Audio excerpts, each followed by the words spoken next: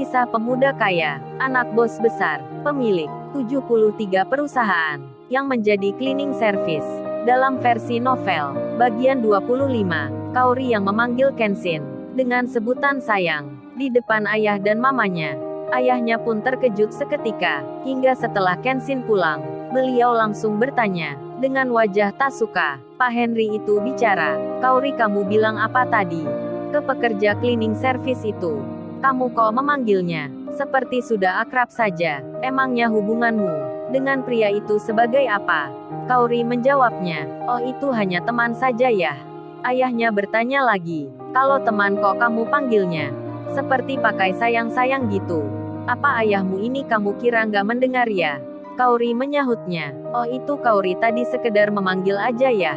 Soalnya udah biasa manggil teman kantor dengan sebutan seperti itu." Mamanya Kaori pun yang mengerti akan hal yang sebenarnya tentang hubungan putrinya ini dengan pria yang kerja cleaning service itu. Beliau pun nampak diam saja, tak bercerita ke suaminya. Lalu Pak Henry pun berkata, "Awas kamu Kaori, kalau punya hubungan, punya kedekatan dengan pemuda itu, kamu kan udah ayah kenalin sama anaknya Pak Junedi tadi, yang dia seorang pengusaha. Ayah ini memilihnya demi kebaikan kamu Kaori." Kaori menjawabnya, "Iya ya." Kaori mengerti. Kemudian ayah dan mamanya berjalan masuk ke dalam. Sampai saat itu, Kaori belum bercerita tentang siapa Kenshin. Beberapa saat kemudian, waktu ada di perjalanan, Iwan pun banyak bertanya, "Bro gue heran banget sama lu. Lu kok mantap gitu? Tiba-tiba dalam sekejap, dapat cewek cantik. Lu tahu kagak bro, di perusahaan tempat kita kerja, banyak bro yang menembak Mbak Kaori. Tapi semuanya ditolak. Nah lu yang baru datang ke rumahnya, kok tiba-tiba diterima? Gue heran gimana lu pendekatannya. Terlebih lu kan kerja cleaning service." Kenshin menjawabnya, "Ya itu Wan. Gua tadi sekedar mencoba, tapi dia mau aja. Ya jadilah Kaori itu cewek gua Wan." Hahaha. Kenshin tertawa. Lalu ia bilang, "Oh ya Wan, apa lu tadi nggak ngeliat? Di situ ada laki-laki pula. Kayaknya itu pun dia lagi pingin dekat dengan Kaori. Ya karena itu Wan gua langsung maju aja. Daripada entar keduluan. Apalagi aku melihat Kaori udah memberi tanda, masa gua malu-malu. Ya lanjut aja Wan." Iwan pun menyahutnya, "Tapi gua sempat melihat bro. Bokapnya itu rada nggak suka dengan kamu. Waktu kita pamit pulang aja. Lu lihat kan ekspresinya. Seperti biasa gitu. Nggak senyum nggak bertanya." Kenshin lalu menjawab, "Oh itu gua tahu Wan. Tapi menurut gua nggak masalah juga. Entar belakangan sambil jalan." Tak lama berselang, Kenshin dan Iwan kemudian telah sampai ke tempat kos mereka. Di lain tempat, bos besar yang di rumahnya sendiri kini menelpon beberapa anak buahnya, yang semuanya itu adalah pimpinan perusahaan. Bos besar berkata, memberitahukan kalau 2 hari lagi, agar masing-masing orang pemegang jabatan untuk hadir di rumahnya. Di situ akan ada rapat tentang pekerjaan darurat yang membutuhkan tenaga banyak. Mendapat pemberitahuan seperti itu, para pimpinan itu tak bertanya lebih jelasnya. Mereka hanya berkata, "Siap bos, baik, kami akan ke sana." Kemudian di saat ini, Kaori yang di kamarnya, ia ditemui mamanya. Mamanya itu bicara, "Kaori, ayahmu tadi udah hampir tahu kalau kamu menjalin hubungan dengan laki-laki itu. Untung mama ini nggak bilang kalau kamu tadi saling kirim pesan dengan pemuda itu." Kaori pun menjawabnya, "Ya nggak apa ma kalau ayah tahu. Lagian Kaori kan emang suka sama Kenshin ma. Masa Kaori dipaksa suka ke cowok lain? Kan nggak bisa ma." Mamanya pun menyahut, Kaori kamu kok udah berubah gini? Emang sejak kapan kamu kenal Kenshin ini? Kok bisa membuat kamu berani? Lagian dia itu kerjanya cleaning service Kaori. Gajinya aja buat bensin seminggu. Nggak cukup buat mobilmu." Kaori menjawabnya, "Ih mama ini menghina banget. Nggak boleh loh ma, kan mama sendiri yang ngajarin Kaori. Nggak boleh merendahin orang." Mamanya itu lalu bicara, "Iya Kaori, mama mengerti. Tapi kan ini kenyataan. Kamu juga harus tahu itu. Agar kelak kamu ini nggak menyalahkan pasangan kamu dengan bertanya tak terima, 'Kok gaji masnya sedikit?' Itu maksud mama Kaori." Mendapat penjelasan itu, Kaori pun akhirnya bicara. Oh ini Ma sebenarnya. Kaori itu kenal Kenshin.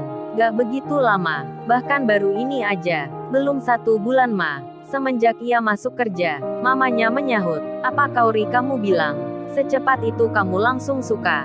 Kok bisa Kaori? Kaori menyahut. Iya benar Ma. Ketika melihat pertama pun.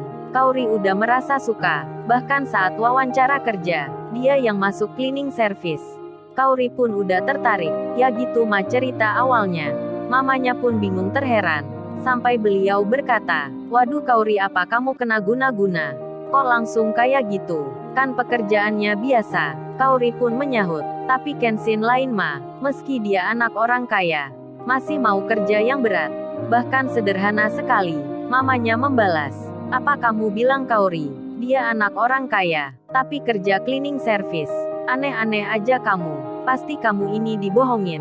Dia hanya ingin mendekati.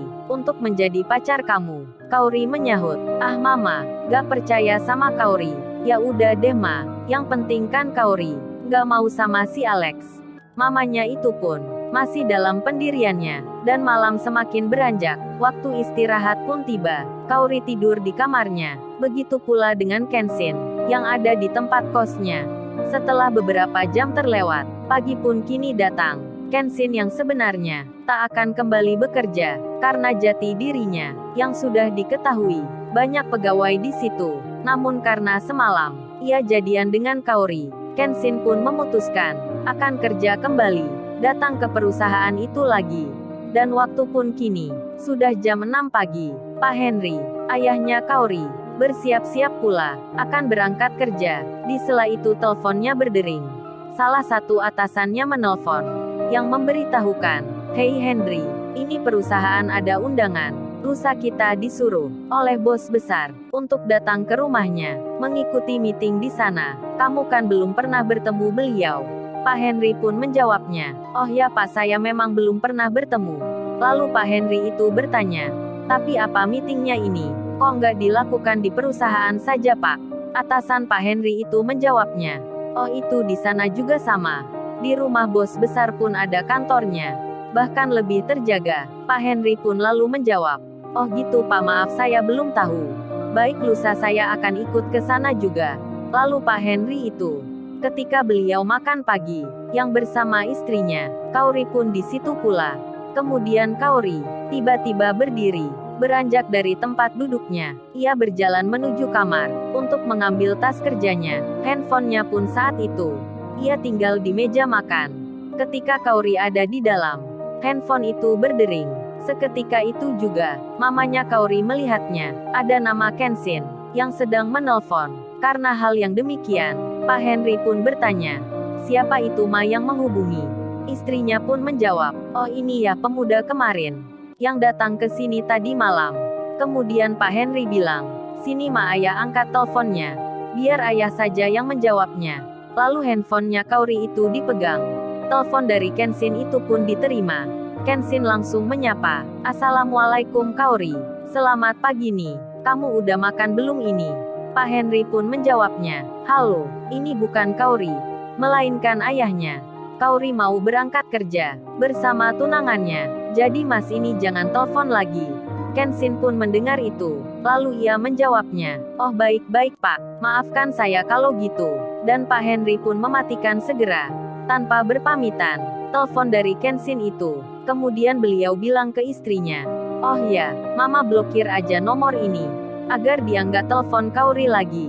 Istrinya pun setuju. Dan nomornya Kenshin itu, lewat pengaturan handphone, segera diblokir, agar tak menghubungi putrinya. Tak lama berselang, Kaori kembali dari kamarnya, sembari membawa tas. Ia pun bersiap, akan berangkat kerja. Mama dan ayahnya pun melihatnya. Mereka tak bicara tentang yang baru saja, dan Kaori tak mengetahui hal itu. Lalu, bagaimana kisah selanjutnya? Subscribe channel ini untuk episode berikutnya. Terima kasih.